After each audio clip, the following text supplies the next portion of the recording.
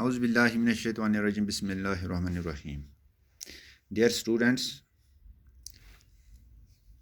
this is English book of class 8th, in which we are going to read the topic number 4. For God's sake, hold thy tongue.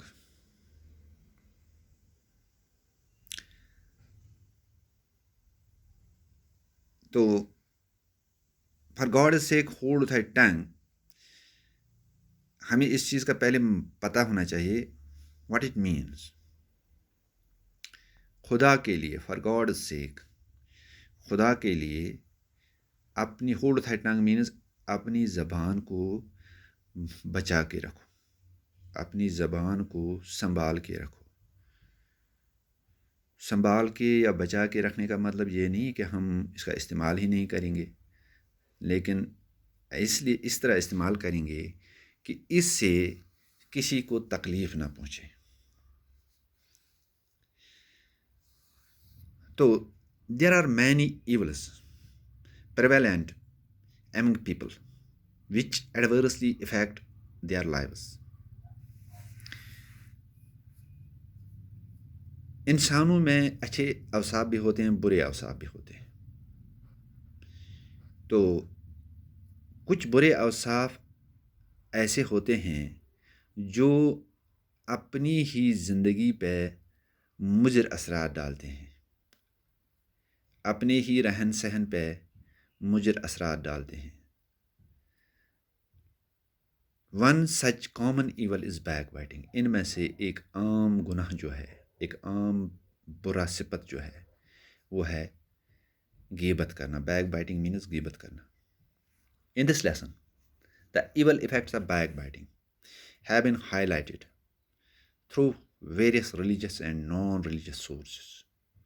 Religious and non-religious جیسے ہمارے religious source ہے قرآن مجید، احادیثوں کی کتابیں، نبی پاک صلی اللہ علیہ وسلم کی سنت وغیرہ.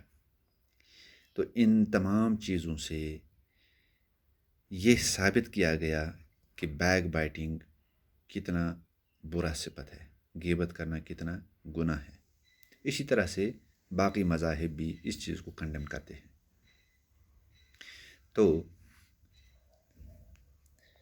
Red this lesson and find out the evil effects. اب آپ یہ سبق پڑھ کر آپ کو پتہ چلے گا کہ اس کے مضر اثرات، یعنی غیبت کرنے کے مضر اثرات کیا کیا ہو سکتے ہیں.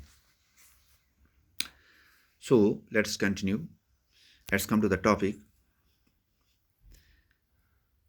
Like our hands, our tongue has the power to do good or evil to others. So, it is common in humans to do down others by speaking ill of them behind their backs. The Quran admonishes those who indulge in such activities. It says, "Woe to every kind of scandal monger and backbiter." Chapter 104 verse 1. In the above quoted ayat, holy verse, two vices are strongly condemned in the strongest terms. Number 1, scandal mongering,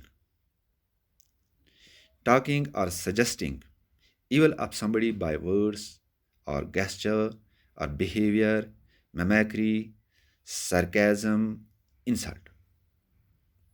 Number 2, belittling of character behind one's back, even if whatever is said is true, provided the motive is evil. Further, the Prophet Muhammad, peace be upon him, said that the similitude of a person who indulges in backbiting is to a man who has eaten the flesh of his dead brother. Reported in Sahih Muslim. یہ صحیح مسلم کا حدیث ہے. Also, it is reported by Hazrat Ibn Hamid رضی اللہ تعالیٰ عنہ that he had once asked the beloved Prophet, peace be upon him, to give him a prayer for reciting. The Prophet, peace be upon him, caught hold of his hand and suggested this prayer: O Allah, I seek refuge in thee from the evil of ears, eyes, heart, and tongue. تو بچوں, like our hands, our tongue has the power to do evil to others.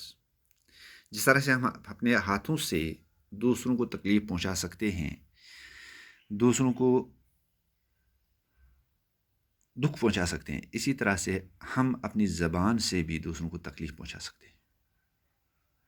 So, it is common in humans to do down others by speaking ill of them behind their backs. تو عام طور پر کیا کرتے ہیں, یہ انسانوں میں عام طور یہ اوصاف ہے کہ وہ دوسروں کو ان کے پیٹھ پیچھے ان کو کمتر دکھانے کی کوشش کرتے ہیں. The Quran admonishes those who indulge in such activities. تو قرآن نے ان لوگوں کو متنبہ کیا ہے جو اس طرح کی حرکات میں مبتلا ہوتے ہیں. It says, vote every kind of scandal monger and backbiter. Vote every kind of scandal. Woe means اللہ رحم کرے, افسوس ہے اس کے لیے, خسارے میں وہ ہے وہ انسان. تو every kind of scandal monger and backbiter. Scandal monger means کسی کی کردار کشائی کرنا.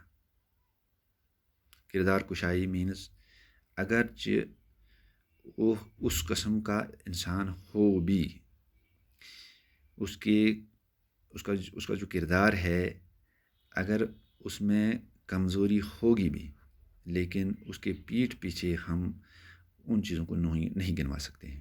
اینڈ بیک بائٹر مینس غیبت کرنے والا. ان دو لوگوں کو قرآن نے کہا ہے کہ ان لوگوں کے لیے غم ہے, ان لوگوں کے لیے افسوس ہے جو ایسا کام کرتے ہیں. یہ chapter number 104 verse number 1. In the above quoted آیت, ہولی ورس, اس آیت میں 2 vices are strongly condemned. 2 گناہ strongly condemned جن کو اللہ تعالیٰ نے بڑی سختی سے کنڈیم کیا ہے in the strongest terms, اور ان کے لیے زبردست الفاظ استعمال کیے ہیں. نمبر 1 ہے scandal monger, talking or suggesting evil of somebody by words. کسی کے لیے ایسے الفاظ استعمال کرنا اور گیسچر یا کچھ ایسے اشاروں میں اس بات کو دوسروں تک پہنچانا, اور بیہیویئر یا اپنے بیہیویئر مینز برتاؤ سے یا میمیکری یا نقالی سے یا سارکیزم طنز کرنا. انسلٹ کسی کی رسوائی کرنا, فضول میں انسلٹ کرنا کسی کو تاکہ اس کو یہ لوگوں کی نظروں میں گر جائے گا. ٹھیک, تو اس کو کہتے ہیں اسکینڈل مونجرنگ. اگر ہم کسی کے بارے میں اس کے پیٹھ پیچھے ایسے الفاظ, اس کی کردار کشائی ایسے الفاظوں میں کریں گے جو کہ اس میں موجود ہی نہیں ہوں گے, یا ایسے اشارے, ایسی جو حرکات دکھائیں گے کہ وہ اس طرح کرتا ہے, یا اپنے برتاؤ میں اس کے لیے غلط طریقے سے اس کا برتاؤ سے پیش کریں گے, اپنے برتاؤ سے پیش کریں گے, میمیکری نقالی سے, اور سارکیزم یا طنز کریں گے اس کو, یا انسلٹ اس کی خامخواہ میں بڑی محفل میں بڑے بازار میں اس کو انسلٹ کریں گے. نمبر 2 بلیٹلنگ آف کریکٹر, گٹا کر پیش کرنا. بلیٹلنگ مینس گٹا کر پیش کرنا, اس کے کردار کو گٹا کر پیش کرنا. بیہائنڈ ونز بیک, کسی کے پیٹھ کے پیچھے اس کے کردار کو گٹا کر پیش کرنا. Even if whatever is said is true, اگرچہ جو وہ کہتا ہے سچ بھی ہو. پرووائڈ دا موٹیوز ایول, لیکن اس کا مقصد گناہ کا ہے, اس کا مقصد صحیح نہیں ہے اس کی یہ باتیں بتانے میں اس کی جو نیت ہے وہ ٹھیک نہیں ہے. Further, the Prophet Muhammad, peace be upon him, said that similitude of a person who indulges in backbiting, اس انسان کا تشبیہ اس نے اس چیز سے دیا ہے جو غیبت میں مبتلا ہوتا ہے, is to a man who has eaten the flesh of his dead brother.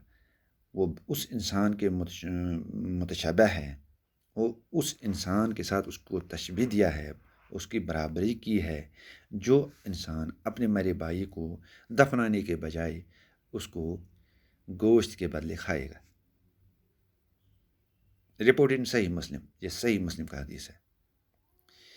تو also it is reported by Hazrat Ibn Hamid رضی اللہ تعالیٰ عنہ that he has once asked the beloved Prophet, peace be upon him, اس نے اپنے پیارے نبی صلی اللہ علیہ وسلم سے عرض کیا to give him a prayer for reciting, مجھے کوئی وظیفہ دے دو پڑھنے کے لیے.